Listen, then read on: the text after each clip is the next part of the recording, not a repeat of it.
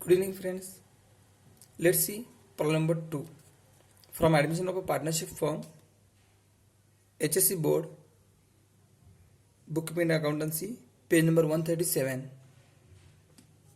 Now we have prepared all accounts: revelation account, bank account, goodwill account, partners capital account, and balance sheet.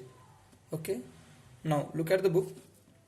They have given balance sheet, and the ratio is given. Padma and Kumar, both partner ratio is 3:2. So they are the old partners, Padma and Kumar. Write their name, Padma and Kumar.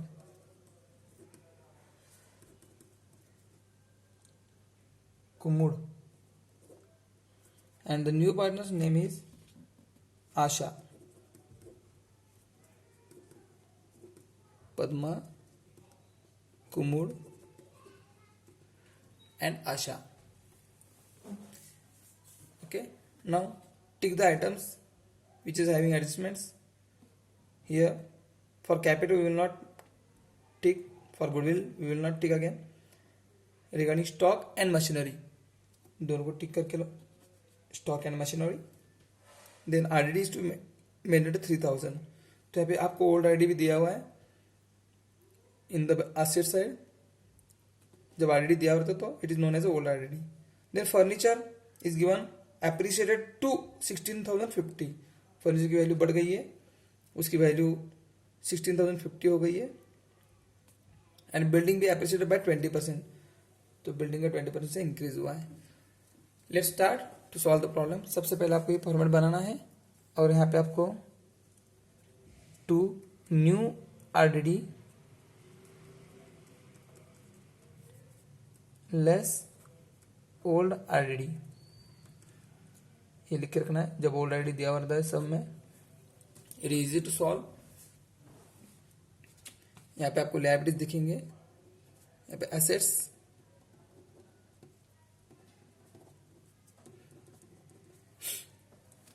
Now look at the liabilities. Creditors दिया हुआ है तो creditors जैसे कि वैसे creditor side में जाएगा. Leave 4 lines हो गई है. Then take creditors 37,500. It doesn't have any adjustment. Then bills payable 30,000. Bank loans. These three items are known as the third party liability. 48,000. Okay. Now look at the next item, general reserve. तो यहाँ पे हमेशा हम तीन चीजें distribute करते हैं among the old partners only, क्योंकि जो ऊपर जो बैलेंस शीट दिया हुआ है वो आपका ओल्ड पार्टनर्स का ही है. So which are the three items? General reserve, reserve fund and parts of the profit and loss account. Okay. तो ये तीन चीजें हम क्या करते हैं, ओल्ड पार्टनर्स में डिस्ट्रीब्यूट करते हैं. तो यहाँ पे जनरल रिजर्व दिया है 7,500. आपको यहाँ पे बाय बैलेंस ब्रॉड डाउन, पहले ओपनिंग बैलेंस लेना है कैपिटल का, then by general reserve. Now as per their ratio, what is their old ratio? 3:2. Okay. Distribute the amount of general reserve among their old ratio to old partners. 7,500. If you are going to distribute this amount, it will become 4,500 and 3,000 as per their 4,500 and 3,000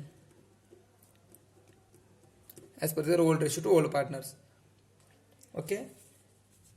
Then capital का balance दिया हुआ है 45,000, 36,000.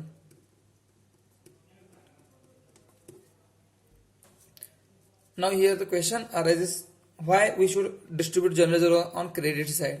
Okay, so keep in mind all liabilities having credit balance. Okay, whenever we distribute the amount from the liability side, it always goes to credit side. Liabilities का कौन सा भी item रहने दो, whenever you are going to distribute, it will distribute among on credit side only, among all partners and credit side. तो asset का कौन सा भी item रहा तो डेबिट में जाएगा और liability का क्रेडिट में. Over, done with it. Next asset side. Asset side में बैंक का बैलेंस दिया है, हमने यहाँ पे बैंक का नया अकाउंट बनाया हुआ है, तो बैंक का बैलेंस यहाँ पे टू बैलेंस ब्रॉट डाउन बोल के आएगा. It is a working note, it doesn't have any marks. So आप अपने लैंग्वेज में कैसे भी रफ में लिख सकते हो.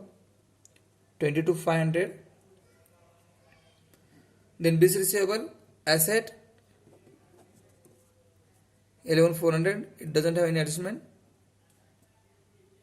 Debtors, how much the amount is? 62,400. Make underline and less. Now tell me, whenever we solve final account, okay, and old IRD is given, then we will take on profit loss account debit side and we deduct it from new RDD. So here old RDD whatever is given 2400, you have to take on relation account debit side as old RDD. Okay, don't deduct it from here. And in the same problem we have taken new RDD is 3000. Okay, so deduct this 3000 less new RDD. हम final account में यही करते हैं, जो नया RDD रहता है हमेशा हम डेटा में लेस करके पीडी में लेते हैं, यहाँ पे भी वही करना है.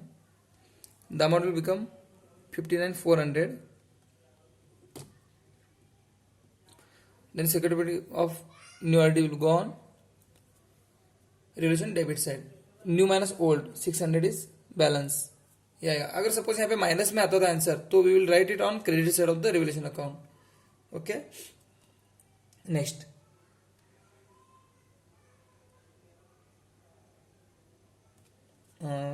bank done, balance, bills receivable, debtors, stock.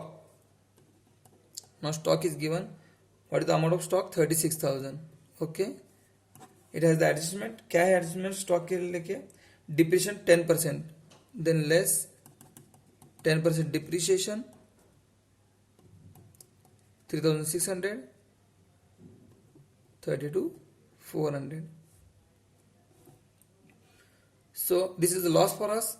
It will go on relation debit side to stock 3,600.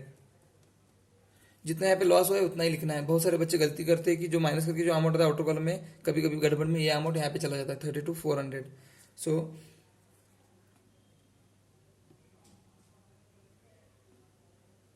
write it carefully. Machinery, next item is stock. After stock furniture is there, sorry, furniture is there. How much the cost of furniture? 14,100. It has adjustment again.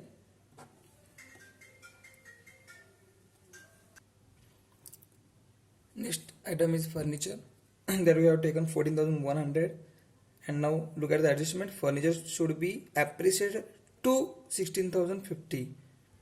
Okay, read it carefully. Furniture should be appreciated to, ये जो TO2 है ना, इसका मतलब है कि ये जो अमाउंट है आउटर कॉलम में जाना चाहिए.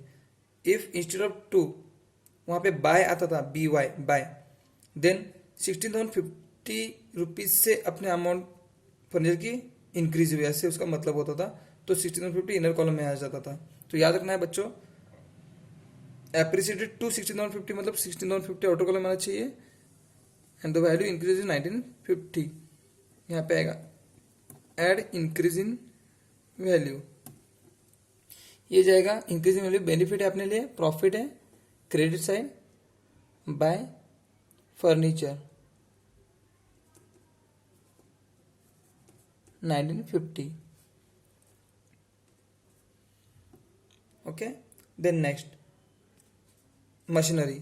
मशीनरी की वैल्यू थी 15,000 and here they told depreciated by 5%, then less 5% depreciation. तो 10% से 10 हटा दो 1500, 5% से half of this 750, then it will become 14,250. तो ये जो 750 अपना लॉस है, it will go on relation debit side 750.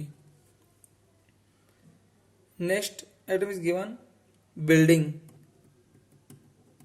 The value of building given in the balance sheet is 45,000 and here they have taken adjustment appreciated by 20%, then again add 20% increase in the value. So 10% 4,500, 20% double of it 9,000. Whenever you want to calculate 10%, just remove 1 0, you will get it. By adding 9,000 into 40%, you will get 554,000. Okay, this 9,000 is a benefit for us. Again it goes on credit side of the relation account. देखो मैंने बोला था आपको relation account मतलब अपना profit and loss account है. Whenever we get profit credit and loss रहा तो डेबिट। नॉमिनल अकाउंट का रूल लगेगा उसको। डन।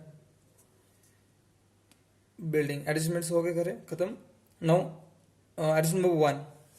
ओके, एसेट से रिलेटेड लायबिलिटी से रिलेटेड सारे एडजस्टमेंट खत्म हो गए। अभी कैपिटल और गुडविल के से रिलेटेड जो एडजस्टमेंट है वो हम देख रहे हैं। तो adjustment number 1, for 1/2 share in profits in future Asha should bring ₹30,000 for capital. Asha कितना ला रही है capital? 30,000। Okay, for goodwill and ₹15,000 for goodwill in cash. Asha 30,000 capital के लिए ला रही है एंड 50,000 गुडविल के लिए ला रही है इन कैश। तो कैश कम्स इन, मैंने आपको पहले ही बताया है, जब कैश आएगा बिजनेस में, ओके, तो आप बैंक या कैश जो भी अकाउंट यहाँ पे बनाते हो उसमें वो लेना है आपको। तो यहाँ पे आएगा टू आशाज कैपिटल अकाउंट। अगर वो कैपिटल आ रही है तो उसका कैपिटल दिखेगा यहाँ पे अमाउंट 30,000, उसका उतना कैपिटल बढ़ जाएगा बाय बैंक अकाउंट 30,000। ओके, दो इफेक्ट हो गए कैपिटल के। अभी next, amount of goodwill brought by new partner, ऐसे इसका मतलब होता है। तो she is bringing 15,000 as a goodwill. Now we are going to sell the goodwill to हर।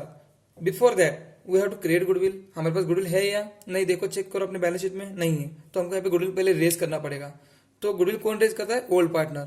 तो as a goodwill raise as the partner goodwill raise करते हैं। Okay, तो उनका कैपिटल बढ़ना चाहिए और गुडविल क्रिएट होगा यहाँ पे।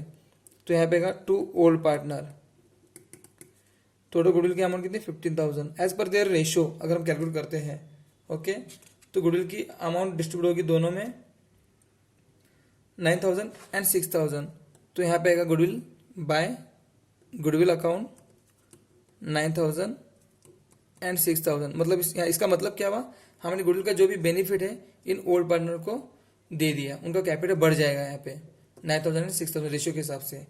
Okay, now amount of goodwill brought by new partner, इसका मतलब नए पार्टनर ने गुडविल हमसे खरीदा है, तो उससे क्या होगा, गुडविल चला जाएगा और पैसे बढ़ेंगे।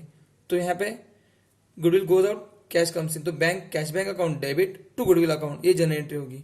तो कैश बैंक के डेबिट में टू गुडविल 15,000 एंड गुडविल के क्रेडिट में बाय कैश बैंक। यहाँ पे बैंक है तो बैंक ले लीजिए सीधा 15,000। तो 15,000 दो एंट्री हो गए। यहाँ पे 96 क्रेडिट और यहाँ पे डेबिट। ओके, एक पे डेबिट में दूसरा पे क्रेडिट में होगा, उसकी वजह से प्रॉब्लम टैली होता है। अब यहाँ पे हमने गुडविल रेज किया, गुडविल के पैसे भी आ गए। आगे जो दिया है एडिशन नंबर 2 ये आपके लिए नया है, जो फर्स्ट प्रॉब्लम में नहीं था। Half of amount of goodwill is withdrawn by old partner. जो ओल्ड पार्टनर थे उन्होंने क्या किया है, जो गुडविल हमने रेज किया उनके नाम पे, उसका हाफ अमाउंट उन्होंने विड्रॉ किया है।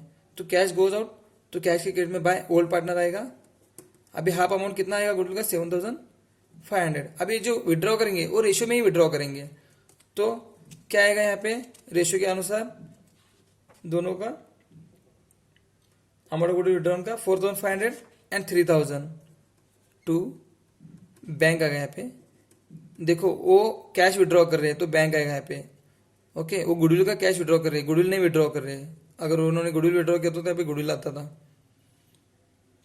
4,500 एंड 3,000। यहाँ पे amount of half amount of goodwill withdrawn by old partner. तो यहाँ पे कैश कम हुआ हाफ अमाउंट गुडविल का और उनका कैपिटल भी कम हुआ। कोई भी पार्टनर बिजनेस से किसी भी तरीके से अगर कैश ले रहा है, if he is withdrawing money from the business then his capital account must be debited. सिर्फ मनी ही नहीं, अगर if suppose any partner is taken any assets then his capital account should be debited for personal use. Okay, तो इस तरीके से सब complete होता है। तो आपको यहाँ पे अकाउंट क्लोज करना है। गुडविल अकाउंट ऑटोमेटिक क्लोज होता है।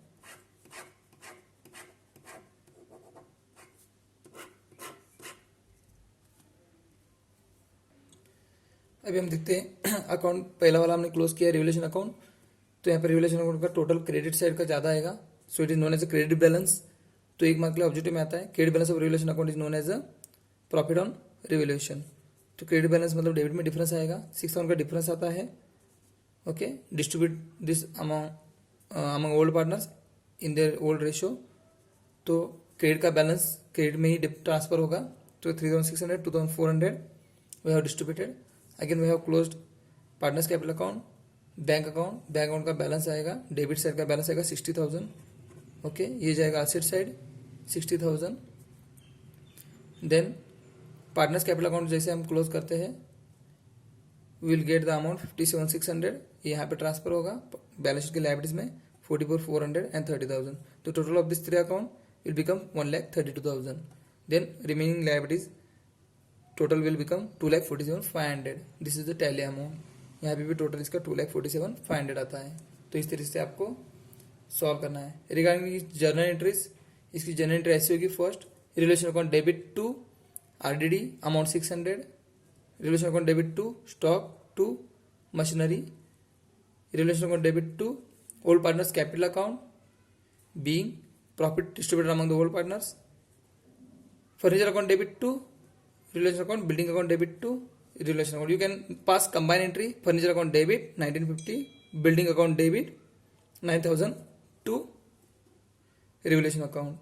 Then bank account debit to Asha's capital account, bank account debit to goodwill account. Here Padma's capital account debit, Kumar's capital account debit to bank account. Okay, this entry will not do again. Then general reserve हम जो distribute कर रहे हैं इसकी generate होगी, because we have added by. तो general reserve account debit to partners capital account, नाम आएगा इनका. General reserve account debit to Padma's capital account to Kumur's capital account. Okay, generate is given in the problem, you can check it out. Text book में दिया हुआ है generate solve करके, उसके हिसाब से को बाकी सारे जनरेट करने हैं. बैलेंस शीट की कौन सी भी जनरेट नहीं होगी. Thank you.